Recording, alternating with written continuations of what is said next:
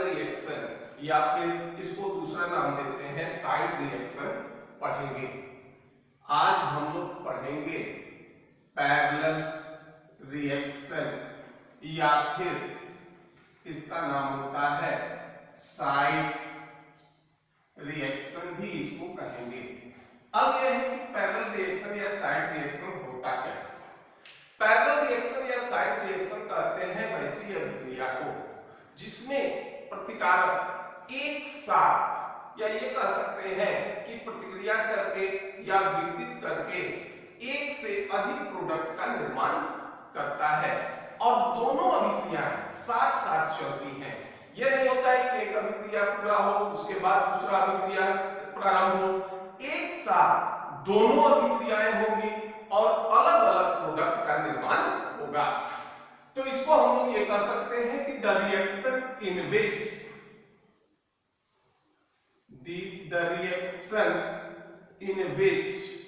A substance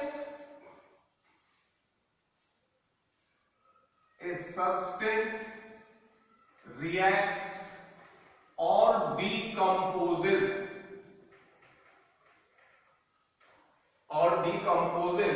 in more than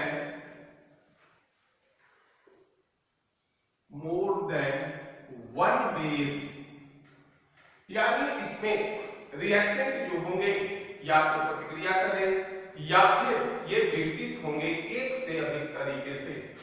जैसे मान लीजिए एक रिएक्शन ये लेते हैं, कोई रिएक्टेंट ए है, ये एक बार प्रतिक्रिया करके एक तरह से विघटित होकर बी देता है और दूसरी तरह से विघटित होकर सी देता है। यहां मान लो रेट कांस्टेंट K1 है और यहां मान लेते हैं रेट कांस्टेंट K2 है। अब इस रिएक्शन में एक चीज ध्यान दीजिएगा कि ये दोनों अभिक्रियाएं साथ साथ चलेंगी।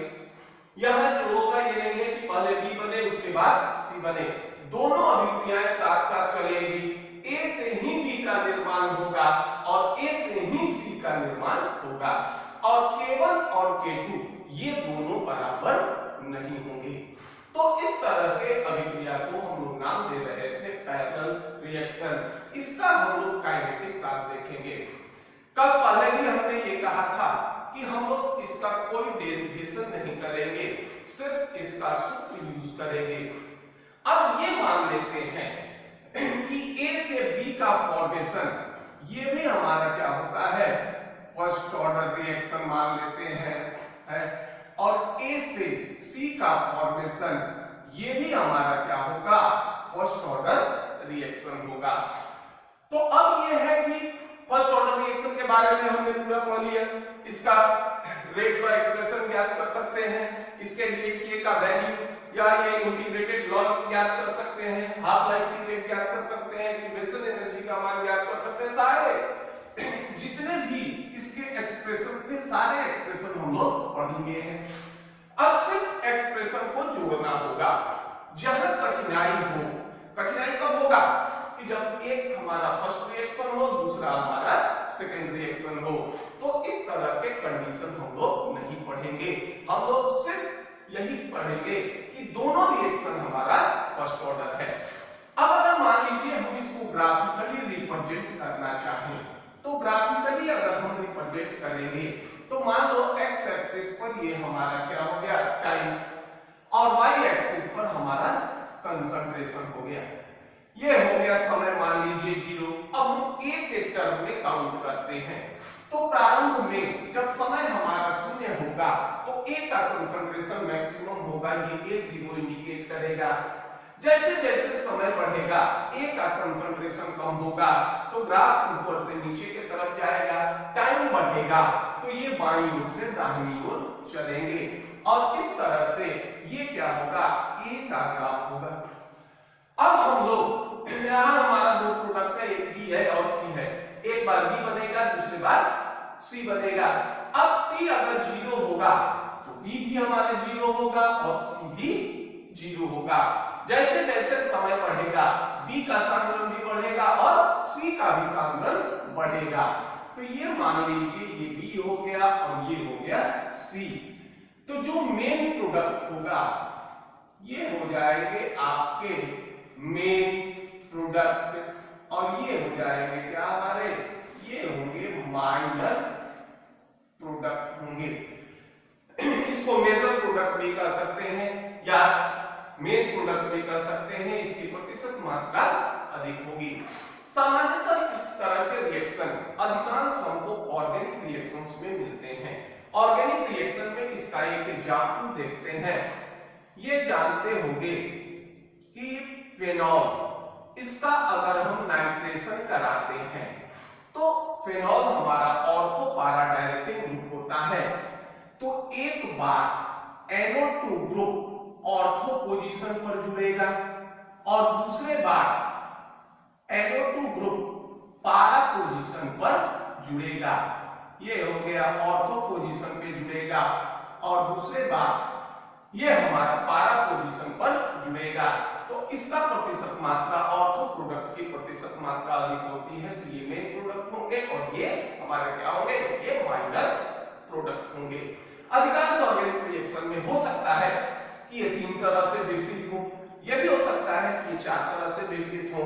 यह भी संभावना हो सकता है एक डिकम्पोजिशन फर्स्ट ऑर्डर हो, दूसरा डिकम्पोजिशन सेकंड ऑर्डर हो। लेकिन हम लोग इस तरह के डायग्रेशन को नहीं पढ़ेंगे, सिर्फ वैसे ही डिकम्पोजिशन या रिएक्शन को पढ़ेंगे जो फर्स्ट ऑर्डर रिएक्शन है। अब इसका हम लोग काइनेटिक्स ज्ञात करते हैं। देखिए काइनेटिक्स में हम कोई डेरिवेशन नहीं करेंगे, हम लोग फर्स्ट ऑर्डर का सारा एक्सप्रेशन ज्ञात है, सारे एक्सप्रेशन के बारे में हम लोग जानते हैं। अब मान लो पहले हम लोग ये लिखते हैं रेट ऑफ रिएक्शन।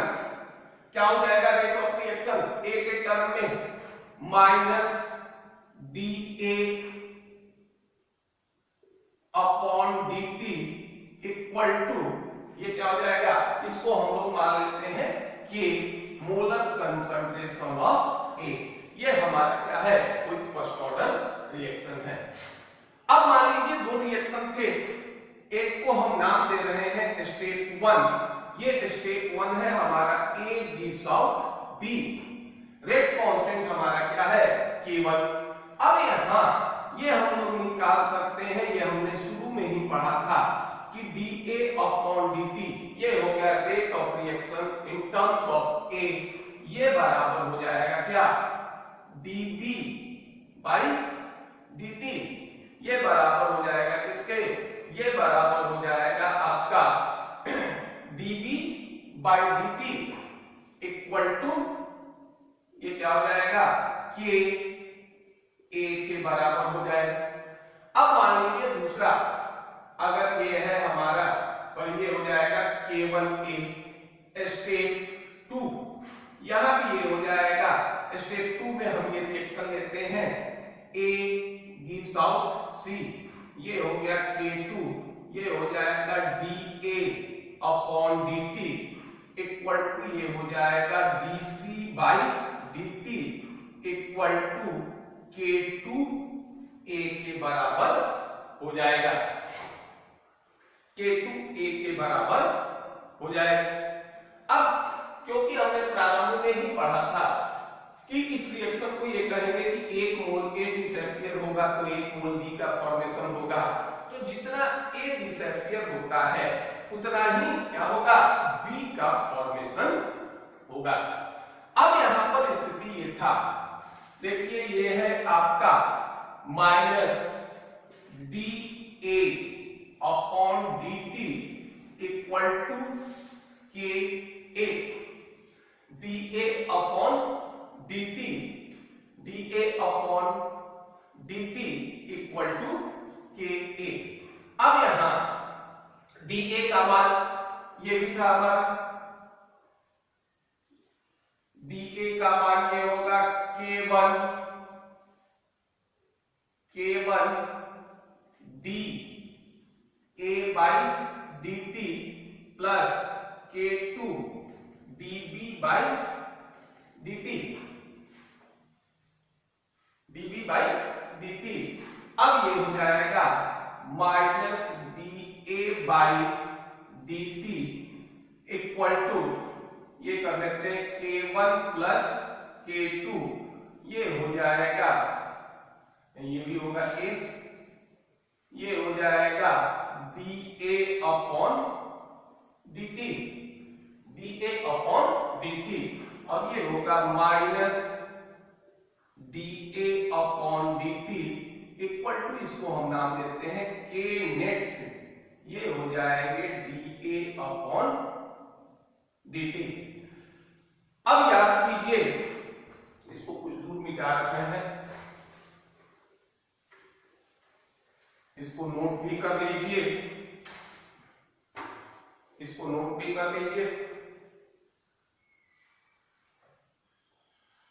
ये देखो एक चीज, ये हमने पढ़ा था फ्रॉम फर्स्ट ऑर्डर रिएक्शन, ये था A बराबर A0 E A0 point E minus KT, ये था हमारा, ये फर्स्ट ऑर्डर रिएक्शन से हम लोग पढ़े थे। अब यहां ये हो गया क्या, dA by dt equal to k net dA upon dt। अब इसको हम इंटीग्रेट करें, तो इंटीग्रेट करेंगे तो इसका सीधा मान आ जाएगा आपका, ये आ जाएगा A बराबर, डायरेक्ट मान लिखते हैं, ये हो जाएंगे A0 point E minus k net into T, जहां A0 हमारा इनिशियल कंसंट्रेशन होगा, A हमारा फाइनल कंसंट्रेशन होगा। अब उसी तरह से अगर हम ये मान लिखते हैं, देखिए dB by dt, dB by dt ये भी बराबर होता था किसके, K1 A के बराबर होता था, और dC बाई dt ये बराबर था किसके, K2 A के।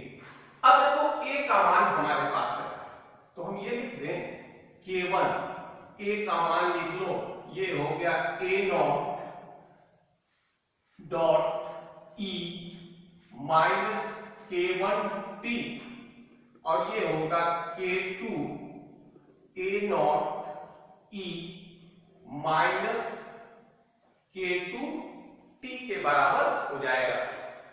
अब आप इसको अगर इंटीग्रेट कीजिएगा टाइम 0 से t, तो इसको अगर इंटीग्रेट कीजिएगा तो ये आ जाएगा, ये आ जाएगा आपका कंसंट्रेशन ऑफ B बराबर होगा, आ जाएगा K1 upon A0 by K net, ये होगा 1 माइनस E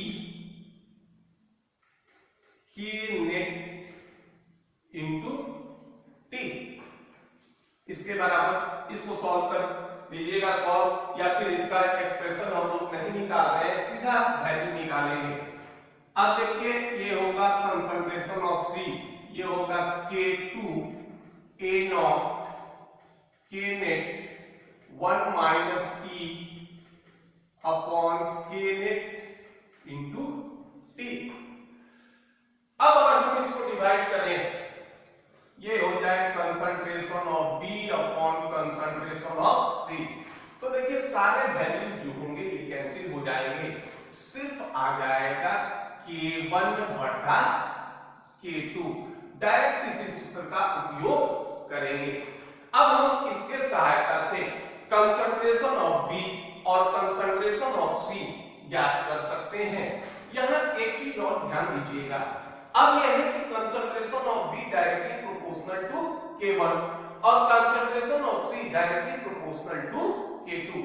ये जानते हैं कि जिसका रेट ऑफ रिएक्शन अधिक होगा उसमें अमाउंट ऑफ प्रोडक्ट भी अधिक होंगे, और rate of reaction directly proportional होता है इसके रेट कांस्टेंट या वेलोसिटी कांस्टेंट के लिए। तो जिसके लिए K का मान अधिक होगा वो हमारा मेजर प्रोडक्ट होगा, जिसके लिए K का मान कम होगा वो हमारा माइनर प्रोडक्ट होगा। अगर K1 का मान अधिक है तो B हमारा मेजर प्रोडक्ट होगा, अगर मान लीजिए K2 का मान अधिक है तो C हमारा मेजर प्रोडक्ट होगा। इस तरह से K1 K2 के मान से भी हम लोग मेजर और माइनर प्रोडक्ट का ये ज्ञात कर सकते हैं। अब इसके बाद पहले नोट कर लीजिए, ये नीचे मिटा रहा हूं। अब दूसरा ये है कि देखिए इसके लिए अब हम लोग हाफ लाइफ पीरियड भी ज्ञात कर सकते हैं। हाफ लाइफ पीरियड, देखिए फर्स्ट ऑर्डर रिएक्शन के लिए हाफ लाइफ पीरियड का मान हम लोग पढ़े थे कि फर्स्ट ऑर्डर रिएक्शन का half life period initial concentration of reactant पर निर्भर नहीं करता, बल्कि ये क्या होते हैं, ये कांस्टेंट होते हैं। यही रिएक्शन हमारा था, देखो ए, ये एक बार बी बनाता था, दूसरे बार सी बनाता था, ये हो गया K1, ये हो गया K2। ये भी हमारा फर्स्ट ऑर्डर रिएक्शन था, ये भी हमारा फर्स्ट ऑर्डर रिएक्शन था। मान लेते हैं हमने एक चीज यहां कहा था कि K बराबर, देखो यहां ये आया था T half equal to 0.693 by K, ये फर्स्ट ऑर्डर का एक्सप्रेशन होता था। तो जब ये फर्स्ट ऑर्डर का एक्सप्रेशन होता था तो यहाँ half life of period initial concentration पर निर्भर नहीं करता, लेकिन ये है कि अगर K का मान बदलेगा तो हाफ लाइफ पीरियड में परिवर्तन होगा। तो चूंकि K1 K2 का मान अलग अलग होता है तो दोनों का हाफ लाइफ पीरियड अलग अलग होगा। तो मान लो ये हो गया T half equal to 0.693 by K1, इसके लिए इसको हम मान लेते हैं T डैश हाफ बराबर होगा 0.693, ये हो गया क्या K2। अब मान लीजिए अगर हम A के टर्म में निकाले, ओवरऑल जो मान निकाले, तो ये हो जाएगा T हाफ नेट बराबर 0.693 बाई K नेट, और ये होता है T हाफ नेट बराबर, इसको कह लो 0.693 by K1 upon K2।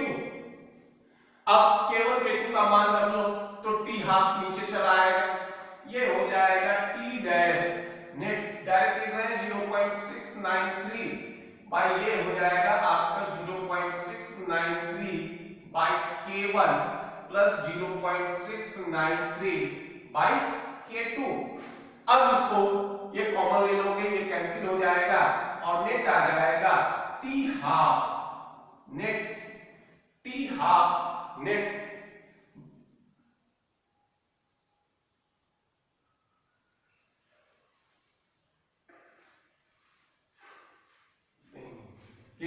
K1 K2 का मान रखें तो ये हो गया T हाफ, ये हो गया T डैश 1/2। चूंकि ये K आ जाएगा इधर तो हाफ नेट बराबर ओवरऑल 0.693 कैंसिल हो जाएगा, ये होगा 1 upon T half plus 1 upon T dash half, सीधा ये वैल्यू आ जाएगा।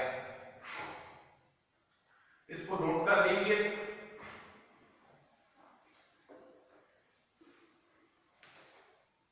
अब इसके लिए एक्टिवेशन एनर्जी का मान ज्ञात करते हैं।